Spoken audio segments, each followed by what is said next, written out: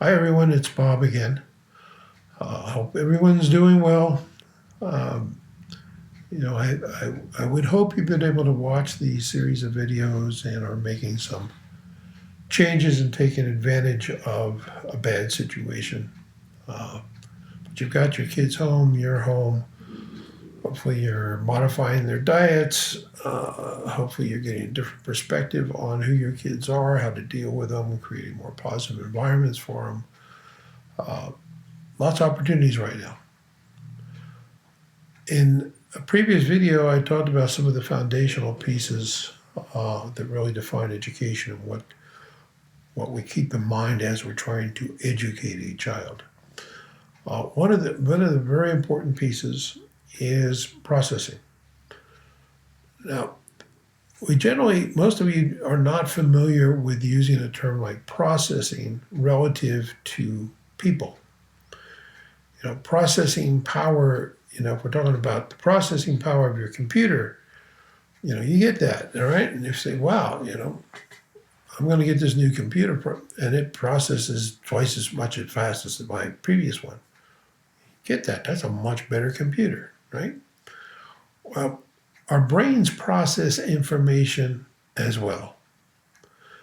Matter of fact, the understanding of computers is based on trying to understand brains. Our brains process information auditorily through what we hear, visually through what we see.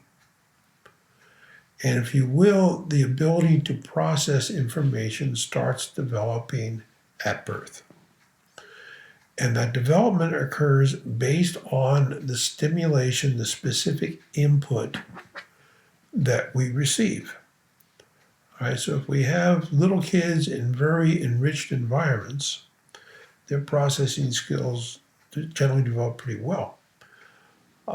It's important to define what's an enriched environment. Relative to developing processing skills, the most significant piece is the amount of one-on-one interaction there is between an adult and a child. One-on-one interaction that's directed to that child. The further we get from one-to-one, the less specific input is, and the less it does to develop the processing skills of the child. Now, to give you an illustration, let's say you have a 2-year-old and a 4-year-old and a 6-year-old child, right? These are your kids at home.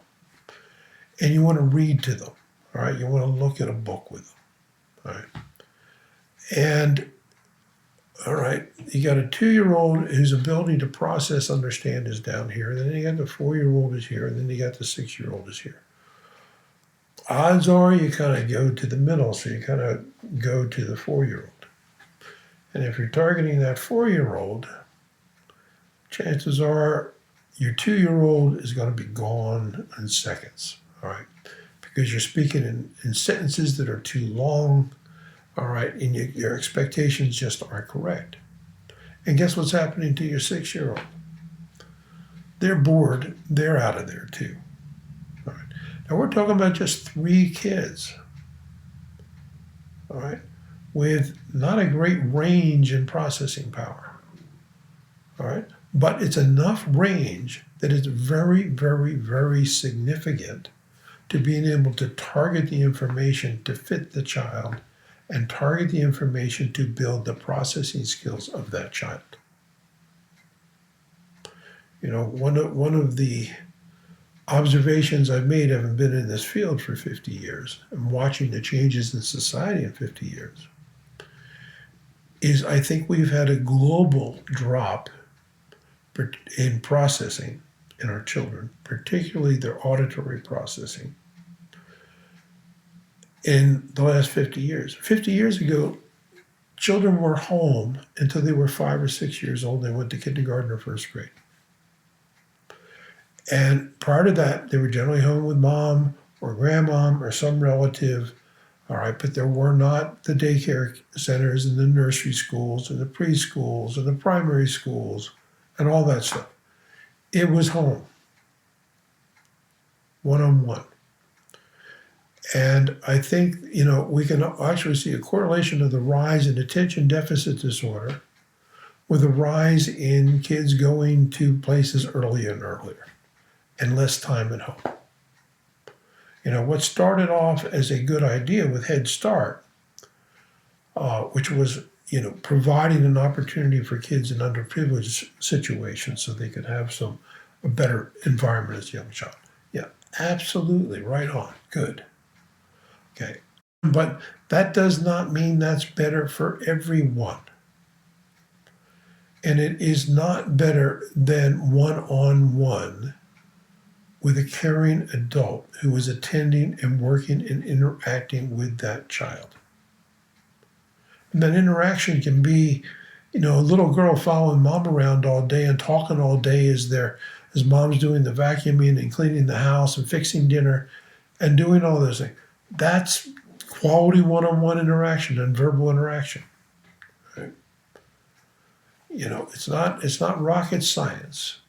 It's a matter of providing targeted input to fit the child. And, when you're working one-on-one with any child at any level, they tend to give you immediate feedback as to whether or not you're targeted for them or not. If you're hitting the spot, if you're targeting them, you're hitting their sweet spot, they're there, they're awake, they're attentive, they're responsive, they want more, they like it. Whoa, great. All right. And the further you get from that sweet spot, the more you're losing them. They're starting to get bored, they want to go, right? Closer you are to one-on-one, the closer you are hitting the target, the more you're going to actually develop those fundamental processing abilities. For most children, by the time they're 7, 8, pushing 9, unless there's specific intervention, virtually therapeutic intervention, the development of those processing skills stop. So if your child hits that age and he's only developed the processing skills we would have liked to have had him at 5 years of age, if you will, he's kind of stuck there. All right? Those are the kids who are going to have problems in school. Those are the kids who are going to have problems attending, and they're going to often be the adults, if you will, who are immature, who don't make it, who do not succeed in life. Right? If you will, how you process information means how much I take in from what I hear, all right, what people are saying, how much I take in from what I see, all right, how observant as I am I, how responsive am I to everything that's going on, how much do I take in, and do I take it in with sufficient intensity to actually impact my brain?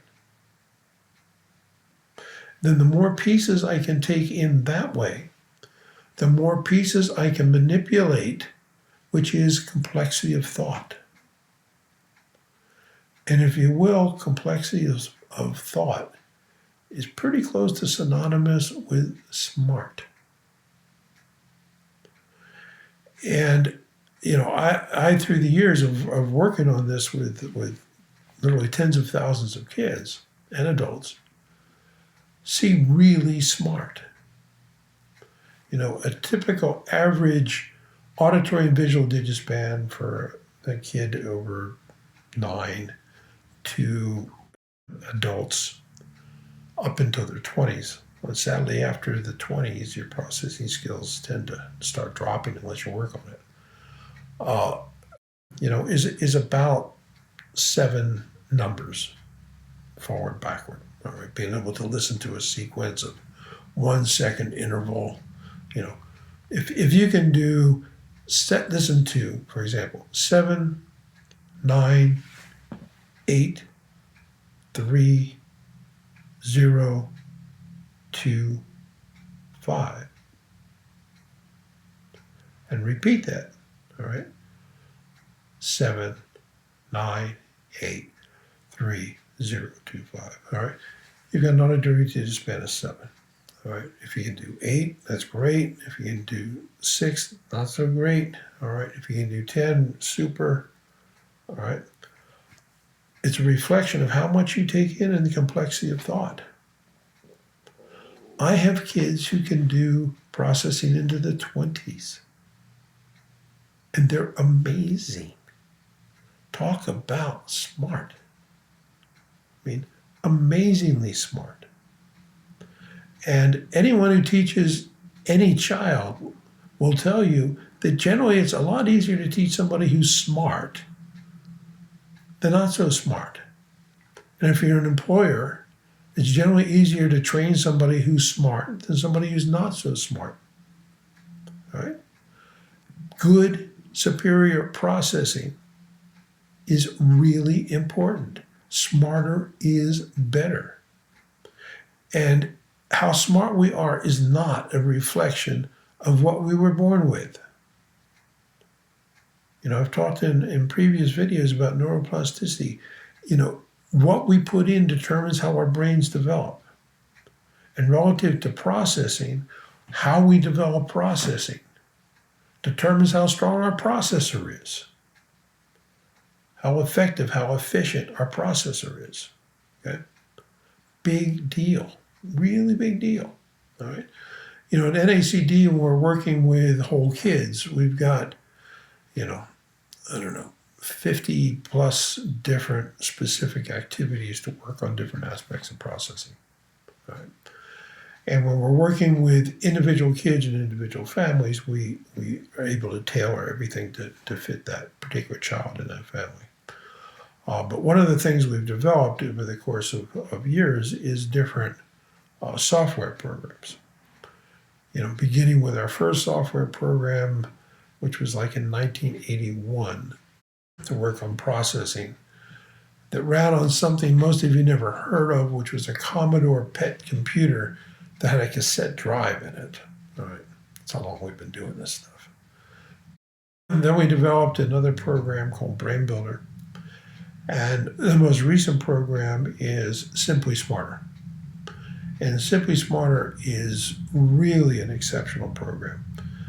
And it's tailored to work on all the aspects of auditory processing, visual processing, short-term memory, working memory, visualization, conceptualization, visual spatial, executive function.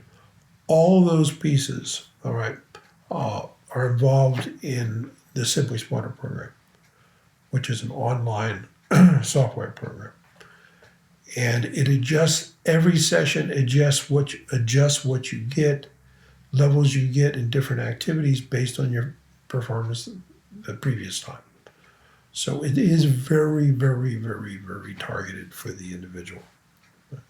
So if you can't do an individual design program within ACD, every child from about 5 up through adults and geriatrics can do Simply Smart. All right. And generally 15 minutes a day is enough to produce really significant change. Right. So I'd encourage you to explore that. One of the things we're doing because of the present situation with the coronavirus, to help people out, we've cut that price of the Simply Smarter in half. So explore it now. And there's individual pricing on it, and we also have family pricing. So take a look at that. Great time to increase your processing power, right? And I can tell you, the adults who do it, are amazed at the lights that come on and the complexity of thought that they have and the awareness that they have that they didn't have. So parents, don't just do it for your kids, do it for yourselves. Okay? Good luck.